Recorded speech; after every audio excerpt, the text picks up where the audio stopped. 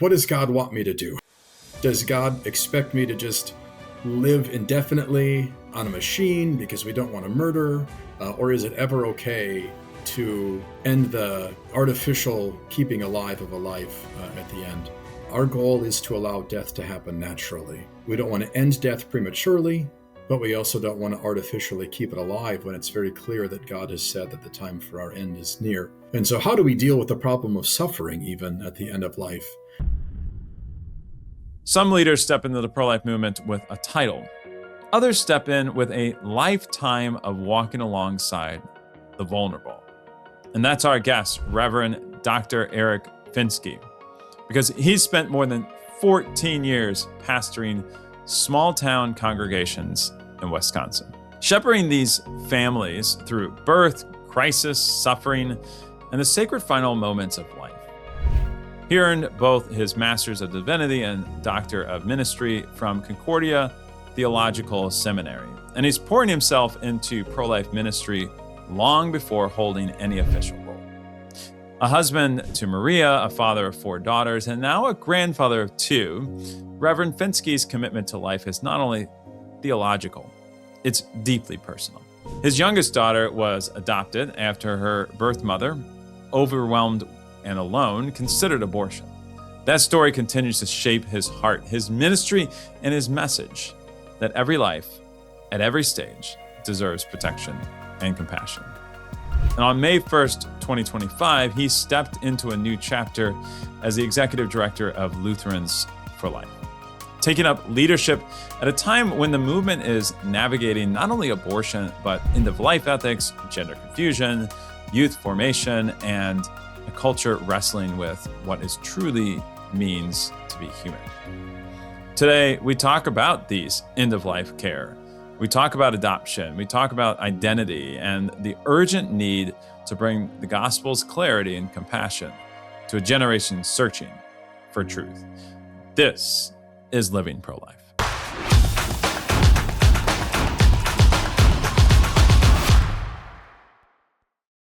Hey, thanks for listening to Living Pro-Life. Make sure to be part of the growing base of people making Coalition Life happen. And so we ask you today, please consider donating $1 for our One Life campaign. Your $1 can help build a culture of life. Your $1 can help save a baby from the tragedy of abortion. Your $1 can help women in need who need us more than ever. Consider donating $1 today, supporting our mission here at Coalition Life, and ultimately helping to end abortion throughout our great country. Now back to Living Pro-Life. Well, hello, Reverend Fenske. We're glad you're on the program. Welcome. Thank you. Glad to be here. Thanks for inviting me.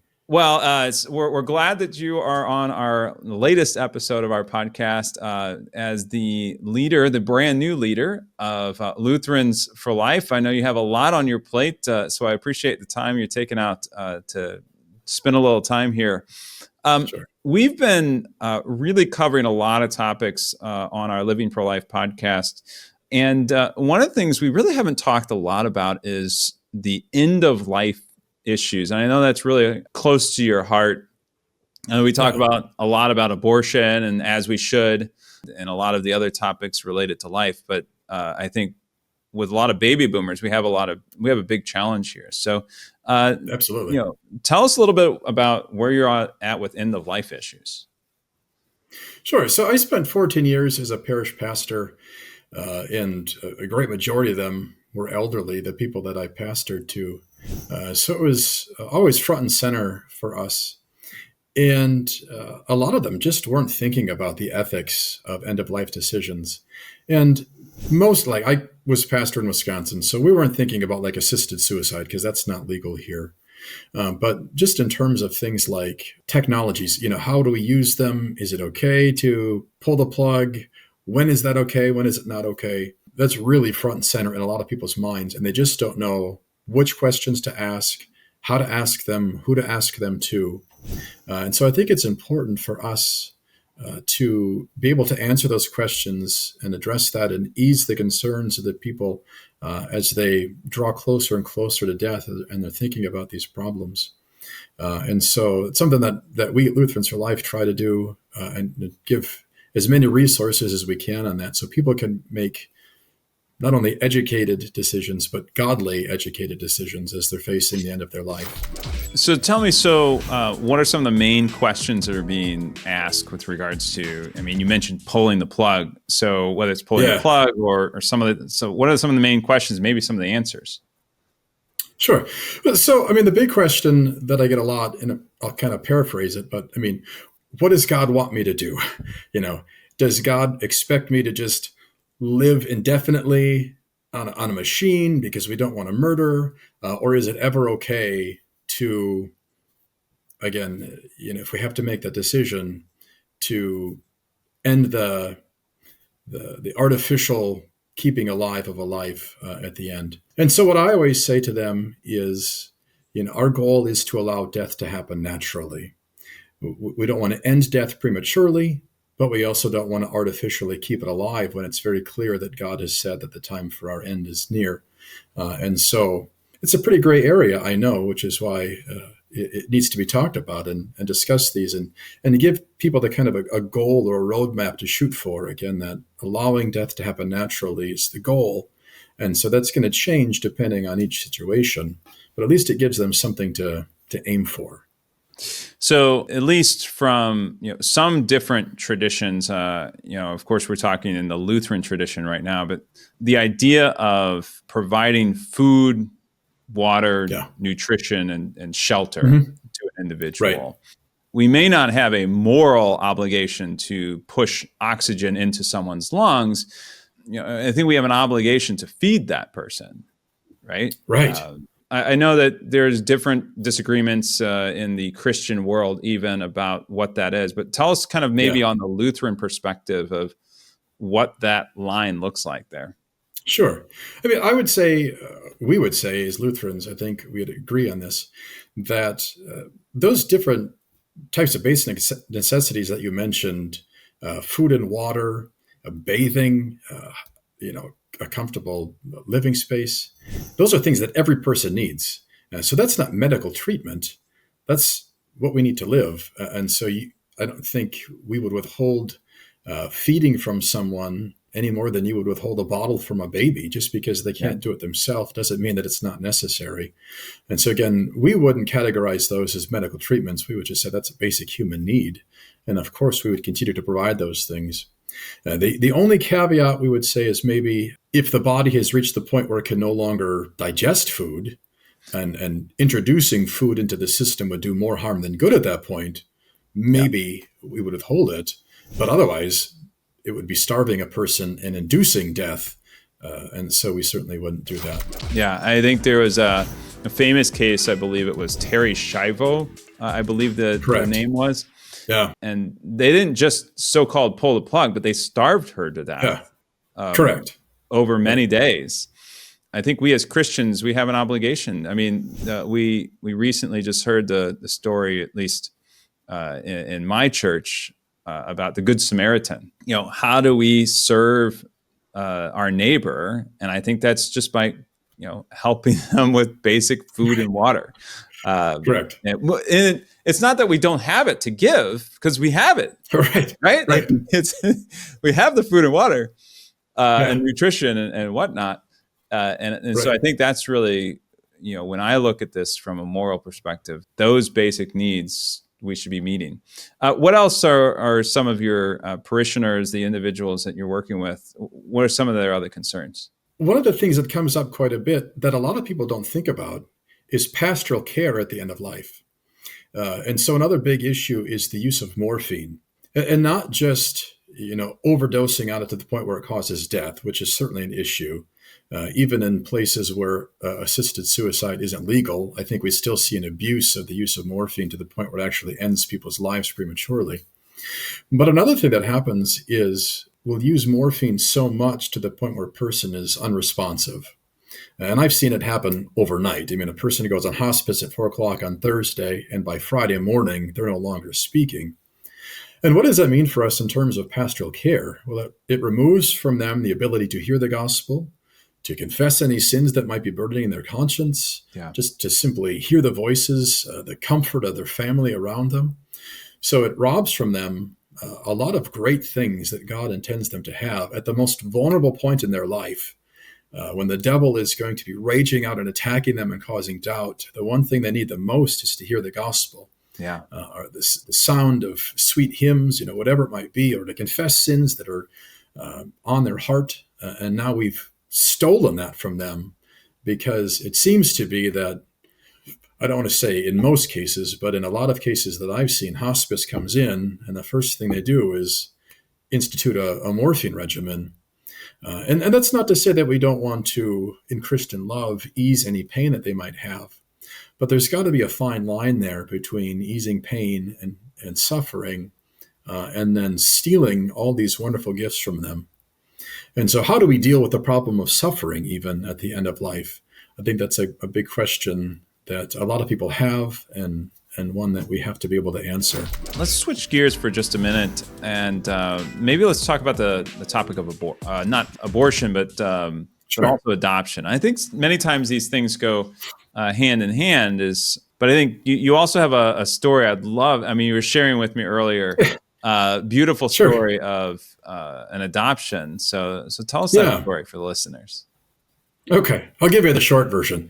So in 2012, we were introduced through some friends and acquaintances to a young woman, early 20s, who was pregnant, living in college student housing with like 12 other people. And she just knew there was no way she could raise a child. And so she was considering abortion. And one of the ladies that she worked with asked her to at least consider adoption. And she said that she would, on the condition that she got to hand pick the couple that adopted the baby. Wow. So anyway, in a roundabout way, we got in touch with her. We found out about the story. We called her up. We said, hey, we heard your story. We'd like to help you if we can. And she agreed. So we met her the next week. We went through the adoption process, and we adopted our daughter, who was going to be 12 in January, beautiful young Christian woman. But one of the things that really stood out to me in the whole interaction, so we met with her a week after we called. We met in person, and we had a nice long conversation. I think we met for like 2 or 3 hours. And at the end of the conversation, I could tell, as it was winding down, you just kind of know, right, when conversations are kind of coming to a close. But I could tell that there was something that she wanted to say, but she couldn't quite say it. And so we kind of wrapped up. We said our goodbyes, and she goes, hold on, there's just one thing I have to ask. She goes, I need to know if you go to church. She goes, I was raised in a Christian home, and it's important to me that this child be raised in the church. Now, I was assuming the whole time that she knew that I was a pastor. Apparently she didn't. And so I said, well, it just so happens that I'm a pastor, so I go to church pretty often. And you could just see the relief on her face. She was so happy about that. And that's kind of how the conversation ended. But then on the drive home that day, as my wife and I were talking about this, it really struck me, how ironic this was, and how sad on the part of the church, right? That here is a young lady raised in the church. Her faith was important enough to her. Granted, she'd made some mistakes, right? Sure. But her faith was still in there and strong enough to want her child to be raised in the church. Yeah. And yet, when she found herself in the situation and had made some bad choices, her first thought was to have an abortion. Yep. And so it's like, well, who let her down, right? I mean, where did we let her down? Somebody, obviously, there's a disconnect here. Yeah. But it really struck us that we need to do something about this. All these studies that come out, anywhere between 50 to 70% of women that have abortions claim some kind of connection to the Christian church, which is scary. I just read one last week that said 43% of women surveyed admitted that their abortion went against their faith, which is just crazy. And so there's a big disconnect. And so why is it that when these women find themselves in that position, that their first thought is abortion and not adoption? Yeah. So I'd like to flip the script. Let's, obviously it'd be great if they could raise their own children, but if they can't, let's make it so that their first thought is, let's go through adoption instead of destroying the life of the child. Absolutely. Absolutely. So tell me about your 12-year-old daughter now. What's she up to? Oh, she's sassy. She's she's got a great sense of humor. We say that her second language is sarcasm, um, but it fits well in our household. We like to joke around with each other. I No, love it. she's in seventh grade at our local Lutheran school. She loves music. She loves the Lord. I mean, she's a faithful young lady. She's always known that she was adopted. In fact, we only told her about 4 weeks ago the whole story about the abortion because we just weren't sure how she would take that. Yeah. But with me in this role now and being a public face, I mean, her story is a big part of why I'm here. And so we felt it pretty necessary to fill her in on the rest of it because she was going to hear the story some way or another. And she took it like a champ. You know, Awesome. she great young lady and thankful for the way the Lord worked all this out. So while we're on the topic of young people, I know that we have a very, very important role in the pro-life movement to talk about also, sexuality, gender these days. Yeah, right. Can men become women? Can women become men? I don't think so. But at least my elementary school biology class told me otherwise. Right. But it seems like in our culture today, we have a serious issue on sexuality and this huge confusion. So, what are we doing to address that? I mean, we at Lutherans for Life are trying to address that head on. I mean, we've got a whole branch, a division in Lutherans for Life called Alive for Life, where we're directly targeting the children all the way from preschool up to the time they're 30. But we really need to let them know what God says about these issues, but to do it in such a way that they treasure the good things that God has created. Mm-hmm. I think so often, especially in the younger generation, we talk about the commandments of the scriptures, and they just see it as another list of things they're not allowed to do. I really want to do this, and I want to have fun, and I want to be fulfilled, and God is just holding me back from that. But to talk about the truth of God's word in such a way that they treasure the gifts that God has given. It's a great thing to be a woman, and God has given all these blessings to it. I don't need to change, right? I can treasure what God has given to me and love my life as a woman or as a man, vice versa. And we can treasure the gift of marriage. We can treasure the gift of sexuality and find fulfillment in that within the bounds for which God created it, which is in marriage. And so to get them to look at these things in a positive light instead of always, viewing them as, well, that's just the list of rules that God doesn't want me to do to have fun. Like everybody walks into the pool and sees the rules and goes, oh, this is going to be boring because we don't get to do anything fun. God sets forth by his commandments a great vision for us, a great guide for us to find what it truly means to be a human being under the kingdom of God in the way that he designed us. And so to get our youth to see the wonderful things that God has created them for as male and female, as boys and girls, and the gifts that brings to us, and then the gifts of marriage, the gifts of sexuality, the gift of children, to see those things all in a positive light. That's what we're trying to address. My wife says that she has superpowers and I don't, right? She's like, look, I mean, we have 8 kids of our own. And she says, look, I can, you're involved, but I can grow a baby. I know. And feed a baby all by myself, right? Yep. And I'm like, yep, I was there. Right. But beyond that, I know. Right? It's absolutely true.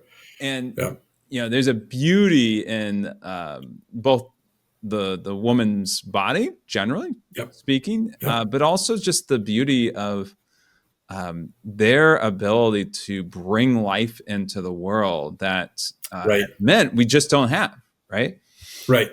There's just this amazing ability that women have. I mean, they can feel things that men just can't feel, right? Right. They can know things that men just can't know. Yeah.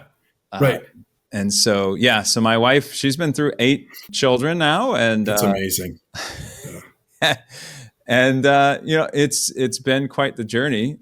for us. But yeah, I think our children, I think they're desiring for authenticity with the Oh, absolutely. with AI and all this stuff Yeah. around, Yeah. and what is real, what is true. I think things like Lutherans for Life are important for us to get involved in. Yeah. Thank you. So again, for the listeners, we're talking with Reverend Fenske with Lutherans for Life. He just got this job, so congratulations. Thank you. I don't Thank know you. if I should apologize or be excited for you. A little of both.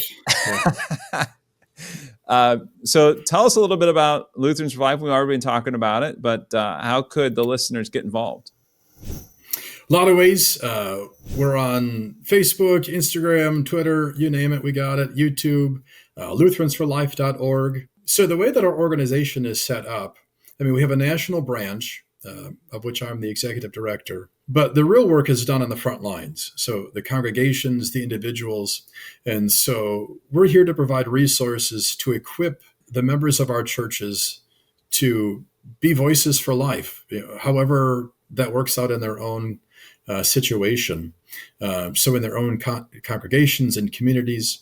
And so we've got life teams and life chapters. That's kind of how our organization is divided. And so that's where the real work happens. Anyway, to answer your question, we've got plenty of resources available online that you can have anywhere from, again, abortion.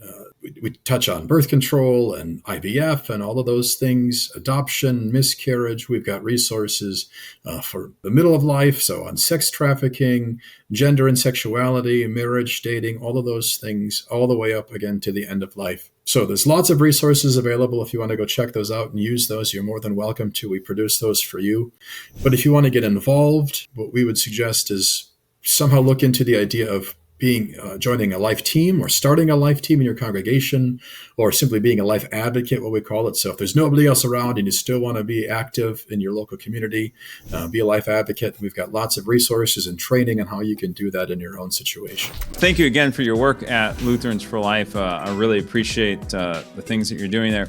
There's a lot of discussion about Charlie Kirk and his death recently. And what is our response as a Christian community? Like, really, I mean, he went out as a Christian first. Yeah.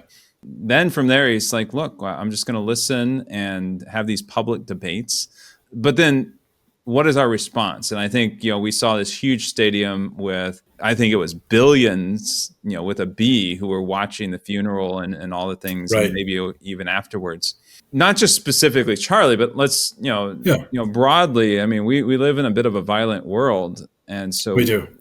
What is our response to some of these things? Yeah.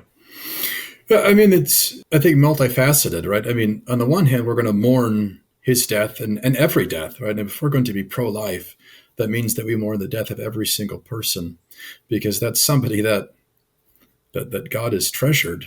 And God himself says that he takes no pleasure in the death of anybody. He doesn't even take pleasure in the death of the wicked. So we shouldn't either. So regardless of which side of the aisle you're sitting on, we mourn every death as a loss. We certainly don't applaud it. The crazy things that I was seeing on social media in the days after that, applauding his death, it's sickening, honestly. There's no place for that in us in Christendom. And violence in general, we need to be against, right? I mean, it's sad every time that happens. So you look at it that way. And then also for those that are committing these acts of violence, we mourn that too. I mean, here's a lost soul that desperately needs to hear the gospel, be brought out of his darkness or her darkness. And so we mourn and lament for them too, and pray that if they're still alive, that God reaches them with the gospel, changes their hearts, and brings them into the light. And if, in a lot of cases, like we had that school shooting again a few weeks ago, if the person ends their own life, we mourn and lament that too. Yeah. Right? That here's a person that died without the gospel. And that's terribly sad. And so we mourn for that as well. Absolutely. Well, again, thanks for being on the program. Tell us one more time how people can get involved with Lutherans for Life. Easiest way would be to go to our website, lutheransforlife.org, all one word. You can find us on Facebook. That's just facebook.com/lutheransforlife. And again, or Instagram, Twitter, YouTube. Just look up Lutherans for Life and you'll find us on there. Perfect. Well, again, thank you. This was Reverend Aric Fenske. We appreciate your time and your work with Lutherans for Life. Thanks for being on the program. It was a pleasure. Thanks for having me, Brian.